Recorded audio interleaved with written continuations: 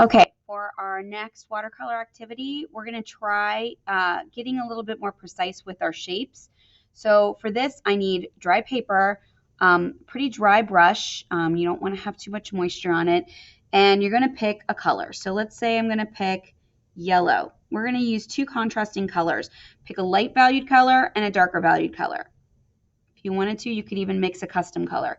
So let's say I wanted a sort of a more golden yellow. I could put a little over in my paint palette here. I could take a little bit of orange and kind of warm that up a little bit more.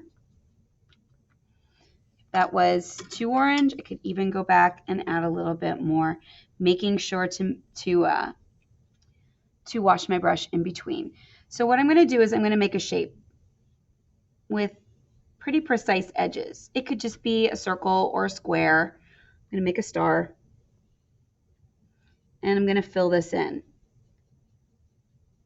So this is just practicing being more precise with watercolor. Okay, and then I want that to dry actually for just a couple of minutes. So while we're going to do that, I'm also going to show you a technique called blotting, which you may have tried before. And blotting is when you basically just have some watercolor and you blot it with a paper towel. Or there are lots of other materials that you can use. Some people have used things like saran wrap or tinfoil to get different effects. I'm just going to use a little scrap of my paper towel and I'm going to blot, and it pulls up some of the pigment. So let's say you wanted like sky with clouds. This is actually a really great way to make clouds. It's kind of hard to see this, but what I did there is I pulled up some of the pigment.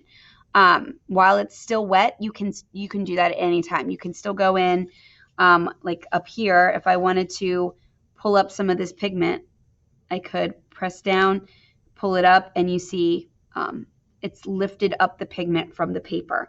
So that's blotting. It can be really make an interesting texture. It could be great for clouds, or you can do directional blotting where if you have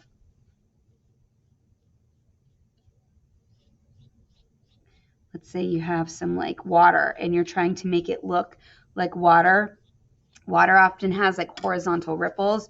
So you could do something where you go in and create directional lines with your paper towel. It might work when it's a little bit drier than this. But anytime you're trying to create a new, like a lightness in your paper, the shine doesn't quite show that off. There we go. You can use blotting technique. Okay, so now my star is a little bit drier. I'm going to take my small brush. I'm going to dry it off. This paper towel is really getting used. I'm going to dry that off, and now I'm going to draw my night sky around it. So this is just really about practicing drawing precisely. And I'm saying drawing because even though you are using paint, this is more of a drawing technique. And you're going to see every once in a while you might get a little tiny hair on your paintbrush. Feel free to snip those down because those little tiny hairs can really mess up your work. I'm going to get a tiny bit more water on my brush. And I'm going to go right up against that edge, but I'm going to leave the tiniest little sliver of space. Now, when you do something like this, it's important to be aware of what your brush strokes are doing because your brush strokes are a part of your artwork. So if your brush strokes are all over the place, it might look a little scatty. So maybe go back and smooth out your brush strokes so that it looks like maybe the wind is blowing. Maybe the